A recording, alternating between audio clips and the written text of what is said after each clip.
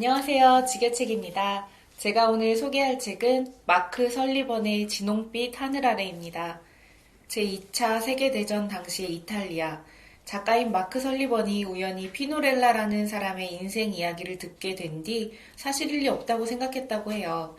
그러다가 피노가 60여 년이 지난 지금도 여전히 살아있으며 미국에서 30년 가까운 세월을 보내고 이탈리아로 돌아왔다는 사실을 알게 됩니다.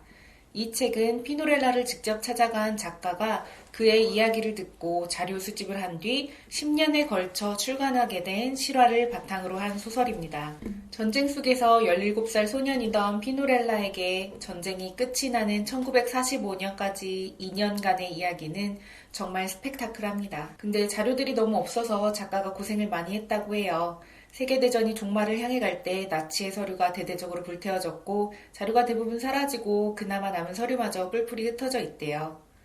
2년 동안 이탈리아에서 얼마나 끔찍한 일들이 벌어졌을지, 시민들이 얼마나 두려움에 떨고 공포에 휩싸여 살았을지, 수많은 유대인들과 이탈리아인들이 학살되고 죽어나간 이 끔찍한 전쟁 속에서 모든 걸 목격한 피노렐라의 이야기는 정말 생생하게 읽혀집니다. 650여 페이지의 이 책은 눈을 뗄 수 없게 만드는 생동감과 안타까움이 공존합니다.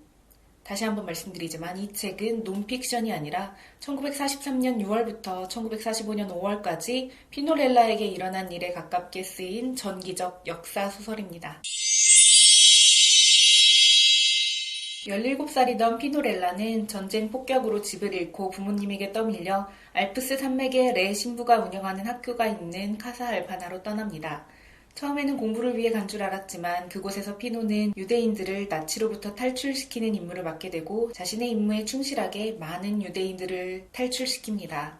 18살이 된 피노는 부모님의 요구로 나치의 손에 희생당하지 않도록 강제로 독일군에 입대하게 됩니다. 그때 이탈리아는 독일 나치군, 이탈리아의 독재자 무솔리니, 파시스트들과 그에 저항하는 연합군과 게릴라들의 피 터지는 싸움이 계속되던 상황이었습니다. 처음엔 나치의 군인이 되는 것을 강하게 거부하던 피노. 하지만 사실은 외삼촌이 저항군이었으며 피노에게 우리를 위해 그들을 감시하는 첩자가 되어달라고 말합니다. 그러던 어느 날 외삼촌의 가게 앞에서 장교용 차를 보게 됩니다. 차가 고장이 났는지 운전병은 차를 고치고 있었고 평소 차에 관심이 많던 피노가 차의 엔진을 고쳐주었습니다. 그 차의 주인은 독일군 장교이자 히틀러의 최측근인 한스 레이어스 소장. 피노는 독일어, 프랑스어에도 능통했고 레이어스 소장은 차를 고친 피노를 운전병으로 고용합니다. 레이어스가 떠난 뒤 외삼촌은 흥분하며 말합니다. 지금 피노가 엄청 대단한 일을 해낸 것이라고, 바로 옆에서 독일 최고 사령부의 일을 속속들이 알 수 있는 스파이가 될 것이라고 말합니다. 그렇게 독일 장교의 최측근이 되어 스파이 임무를 시작하게 된 피노, 암호명 관찰자. 정말 소수의 사람만 알고 있는 것이 더 안전하다고 생각해서 주변에 사실대로 말하지 못한 피노는 친동생은 물론이거니와 절친한 친구와 이웃들로부터 따가운 시선을 받지만 그럼에도 자신의 임무에 충실하기 위해 노력합니다. 실제로 그는 레이어스들을 따라다니며 많은 것을 보고 듣고 그걸 저항군에게 그대로 전달하며 많은 역할을 해줍니다. 그리고 자신의 첫사랑이던 안나를 만나게 됩니다. 그녀는 레이어스의 집에서 일하는 가정부였고 피노와 안나는 사랑을 키우며 서로에게 깊게 빠져듭니다.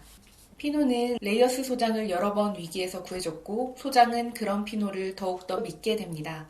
어디든 데리고 다니면서 일을 했고 그래서 피노는 모든 걸 목격하고 분노했습니다. 노예로 실려가는 많은 이탈리아인들을 보았고 강제 수용소에서 죽음에 몰리는 유대인들을 보았습니다. 소장을 끔찍하게 증오하면서도 한 번씩은 그에게서 약간의 인간미를 느끼며 피노는 괴로워하기도 했습니다.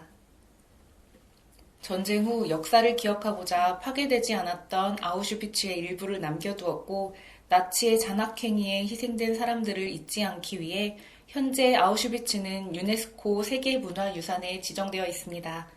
약 400만 명의 유대인이 잡혀왔으며 어린이와 여성, 노약자처럼 노동력이 없는 사람들은 곧장 가스실로 보내 살해했으며 총살, 고문, 생체실험 등 끔찍한 일들을 자행했습니다. 전쟁이 끝나기 직전 자료들을 불태워버렸기 때문에 기록이 얼마 남아있지 않다 하더라도 독일 히틀러의 나치가 얼마나 잔인했는지 우리는 잊지 말아야 할 것입니다. 다시 소설로 돌아와 끝나지 않을 것 같던 핏빛의 밀라노는 연합군의 진군과 퇴로를 확보하려 하는 독일군을 보며 나치가 곧 항복하고 전쟁이 끝날 것이라고 생각한 피노. 그리고 미국군이 오면서 피노는 이제 자신의 임무를 끝내고 나치에서 벗어나 사랑하는 안나와의 미래를 꿈꿉니다. 드디어 전쟁은 종식되었고 레이어스 장군을 미리 약속한 장소로 내려가 게릴라군에게 넘기는 피노.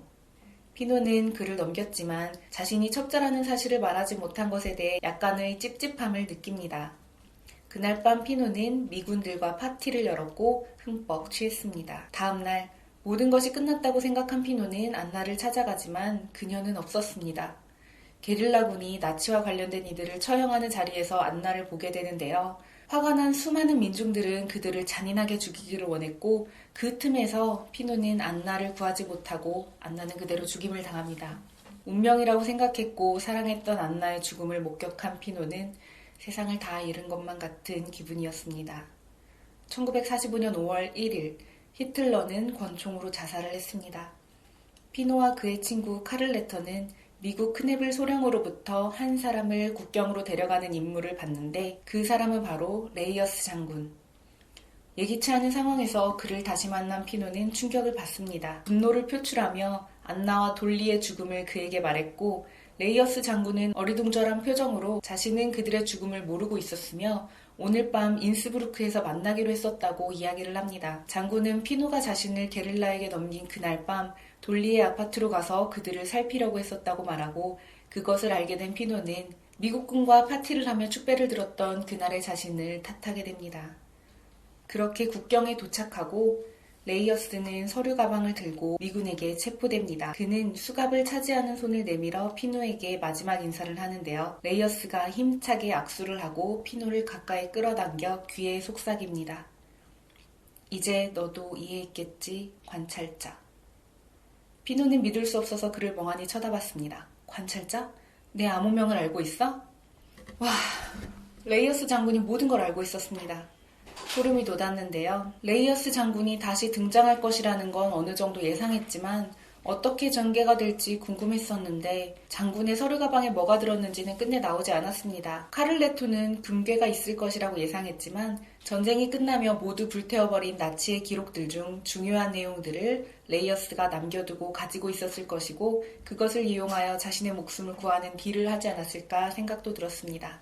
작가가 책을 쓰면서 관련 자료를 조사하고 사람들을 인터뷰하면서 알게 된 전쟁 후의 레이어스 장군은 연합군 포로 수용소에서 풀려난 뒤 독실한 기독교 신자가 됐고 이미 죽은 그를 묘사하는 목사는 레이어스가 좋은 사람, 폭력에 반대하는 사람이라고 합니다. 그는 직업군인으로 복무한 엔지니어였어요. 그는 나치단의 일원이 아니었어요. 혹시라도 그가 전쟁 범죄에 관련됐다면 나는 그가 그럴 수밖에 없도록 강요받았기 때문이라고 믿어요. 머리에 총을 겨눠서 선택의 여지가 없었을 거예요. 라고. 끝까지 손을 놓을 수 없게 만드는 생생한 이야기였고요. 이번에 스파이더맨의 톰 홀랜드를 주연으로 영화화가 확정되었다고 합니다. 이탈리아에서 벌어진 끔찍한 제2차 세계대전과 그 속에서 피어난 사랑 이야기가 어떻게 그려질지 참 기대가 됩니다.